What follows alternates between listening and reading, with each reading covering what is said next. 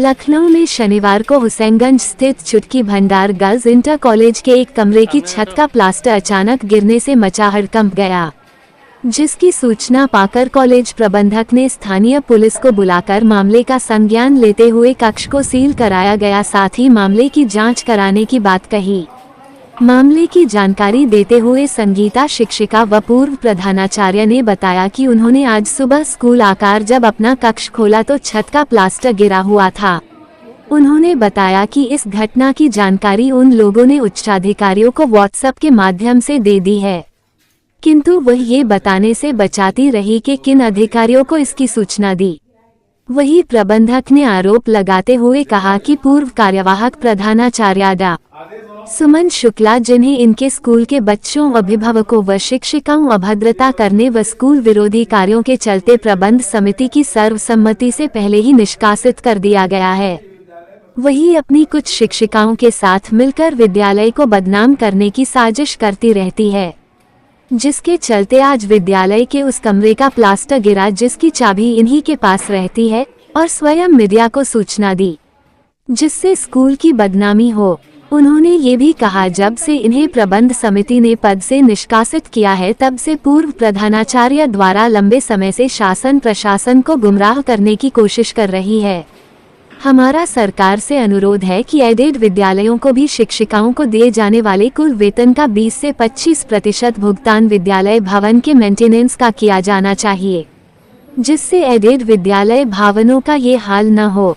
वही पूर्व प्रधानाचार्य की अभद्रता के खिलाफ स्कूल की शिक्षिकाओं और छात्राओं ने भी मोर्चा खोला।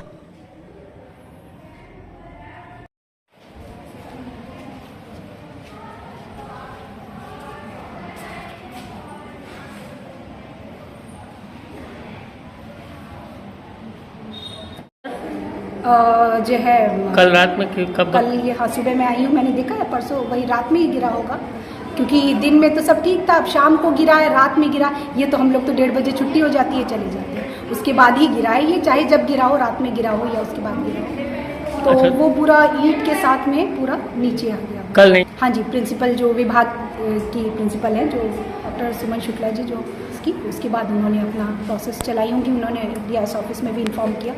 पहले से भी चल रही हैं ये बातें, तो बार बार वो उसी सीक्वेंस में ये भी गिरा, क्योंकि मैं डायरेक्ट प्रबंध समिति से नहीं कांटेक्ट कर सकती हूँ, वो प्रिंसिपल का मैटर है। सुमन Shukla, principal Chutki Bhandar girls inter college Husainganj Lucknow. मैंने मुझे कल बताया था, लेकिन प्लास्टर तो कल गिरा है।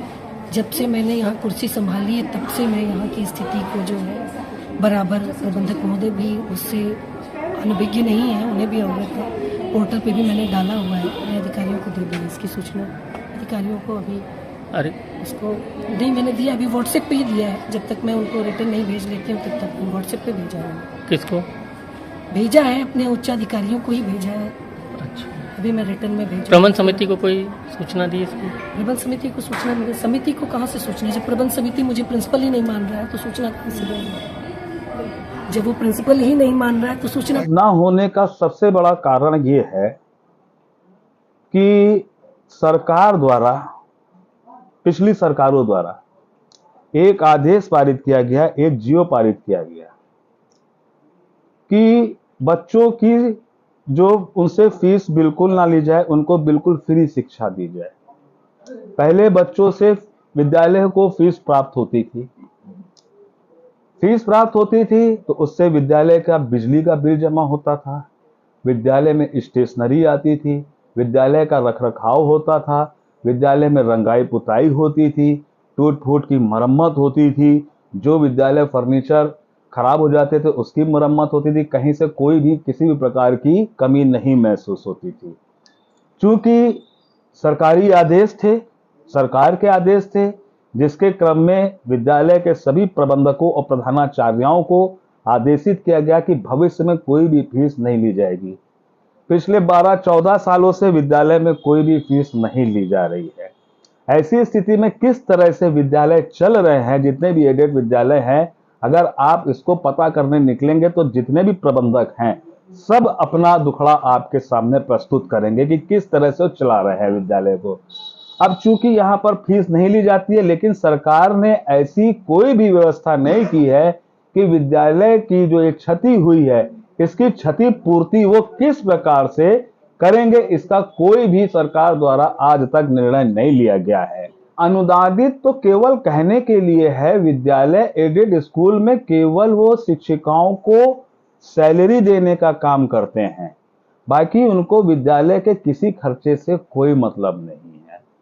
मैं सरकार को कई बार, और जो हम लोग का अभी प्रबंधक महासभा का अधिवेशन हुआ था, इस पे भी बहुत चर्चा की गई है कि कम से कम जितनी भी तनख्वाह विद्यालय को आवंटित होती, शिक्षिकाओं को दी जाती है, उसका 20% भाग विद्यालय की मेंटेनेंस के लिए उपलब्ध करा जाए। ये हम लोगों की मांग सरकार से महासभा के माध्यम से रखी जा रही है। तो इससे कम से कम जो गरीब बच्चे जहां पढ़ते हैं, देखिए अमीर बच्चे सीबीएसई बोर्ड से बड़े बड़े स्कूल में बड़ी बड़ी फीस देकर तो पढ़ लेते हैं, लेकिन हमारे समाज का जो सबसे गिरा हुआ तबका है, जो सबसे कुचला हुआ तबका है, जो सबसे गरीब बच्चा है विद्यालय का, वो कहां आता है? वो जहां पर फीस नहीं पड़ती है वहां पर आता है, और उनको हम मूलभूत सुविधाएं नहीं दे पा रहे हैं। एक से एक टैलेंटेड बच्चे आते हैं, लेकिन हम उनको कभी भी एक अच्छा प्लेटफॉर्म वित्तीय अभाव के कारण नहीं दे पा रहे हैं। अंत में वो बच्चे भी इस विद्यालय से थोड़ा बहुत देखते हैं, उसके बाद कहते हैं कि ऐसी स्थिति से अच्छा है कि पढ़ाई ना करें।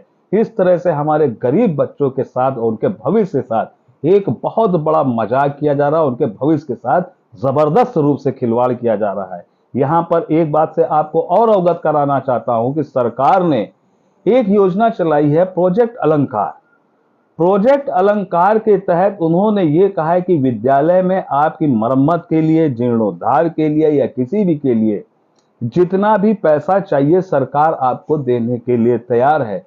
लेकिन साथ में उन्होंने एक शर्त लगा दी है। जैसे मान लीजिए हमारे विद्यालय में कि रात में प्लास्टर गिरा, उस समय विद्यालय बंद था और सुबह उसकी फोटो समेत अखबार में आ जाती है।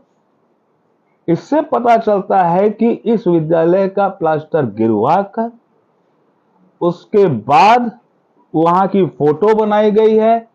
फोटो शाम को मीडिया में फ्लोट की गई है। फ्लोट करने के बाद इस स्थिति से हम लोग अवगत हुए हैं। अगर यहां पर सबसे बड़ी चीज है, विद्यालय का प्लास्टर गिरता आपकी जानकारी में आता, तो संगीत शिक्षिका को सबसे पहले विद्यालय की प्रधानाचार्य को सूचित करना चाहिए था।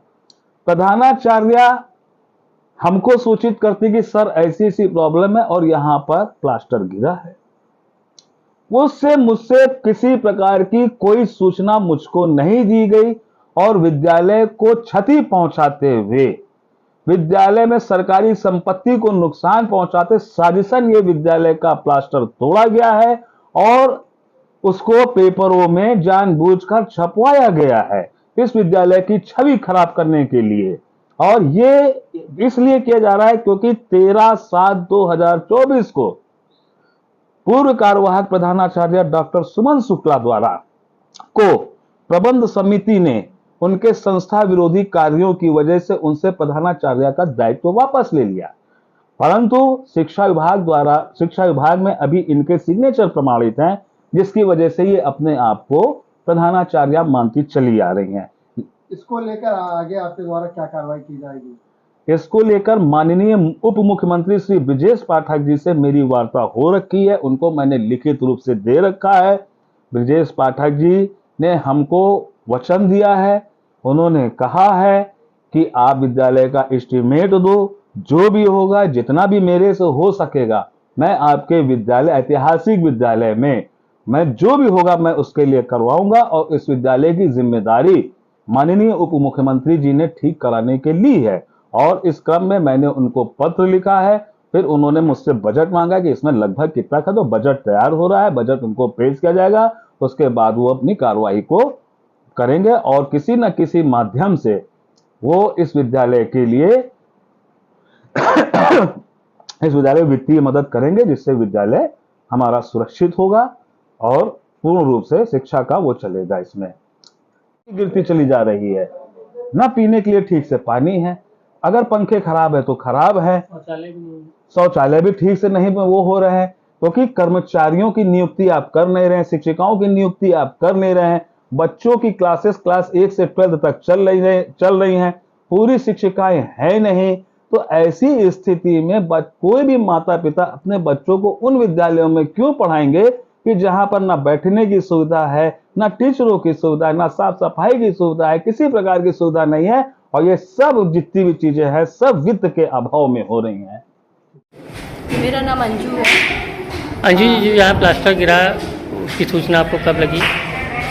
ये विद्यालय जिस समय के सारे स्कूल हैं, केवल हमारे स्कूल में समस्या नहीं है। बिल्डिंग थोड़ी, घर भी होता है थोड़ा कमज़ोर हो जाता है तो प्लास्टर वगैरह गिरता है, तो वही समस्या से हम लोग जूझ रहे हैं। वैसे भी अलंकार योजना के तहत सरकार ने इसी वजह से एक ऑप्शन दिया है कि जो विद्यालय पुराने हैं वो मतलब कि 25% पैसे देके अपने स्कूल को सही करा सकते हैं। लेकिन दिक्कत ये है कि अब हमारे यहाँ फीस माफ़ है 8वीं क्लास तक की, और बिल्डिंग की स्थिति ज़्यादातर सरकारी स्कूलों में मतलब कि खराबी हो रही है, तो इसलिए हमें 25% का फंड लाने में समय लग रहा है और उसके लिए प्रयास चल रहा है। काफ़ी कुछ हम लोगों ने अपने पैसे से यहाँ का स्टाफ रूम सही करवाया, यहाँ का साइंस रूम सही करवाया गया, और हम लोगों ने बहुत सारे एडमिशन भी करवाए। शुरू में बच्चों को मतलब बुला के लाए, यहाँ नहीं बसती हैं, गरीब बच्चे हैं हमारे यहाँ, इतने गरीब बच्चे पढ़ते हैं कि है।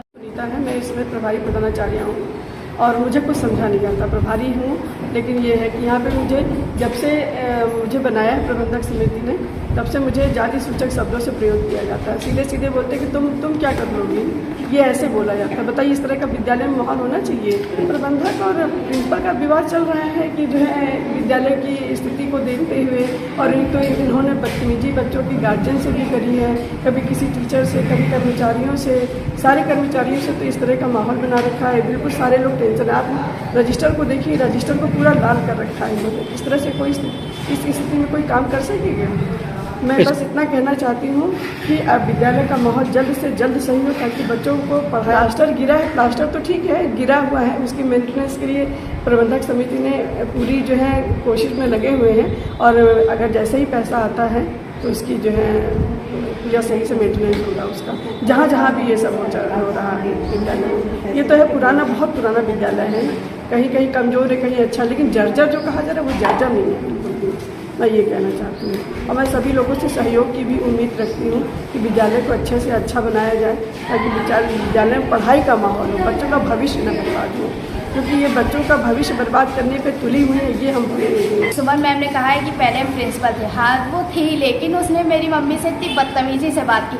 मेरी मम्मी पढ़ी लिखी नहीं है, हम नहीं कहते कि मेरी मम्मी पढ़ी लिखी है, वो क्या कहते मेरी मम्मी नहीं पढ़ी थी, लेकिन उन्होंने क्या कहते मेरी मम्मी को कहा कि गंवार है। तो ये बात नहीं कहनी चाहिए। एक भी कोई भी टीचर हो, चाहे वो छोटा हो टीचर, चाहे बड़ा हो, वो ऐसा नहीं कहती है, लेकिन उन्होंने इसीलिए कहा। तो हमने मैनेजर सर से बात की, हमें अपनी टीसी चाहिए थी, तो मैनेजर सर ने प्रिंसिपल चेंज किया, तो सुनीता मैम को प्रिंसिपल रखा गया है। आज कैसे गिरा? वो तो कल गिरा था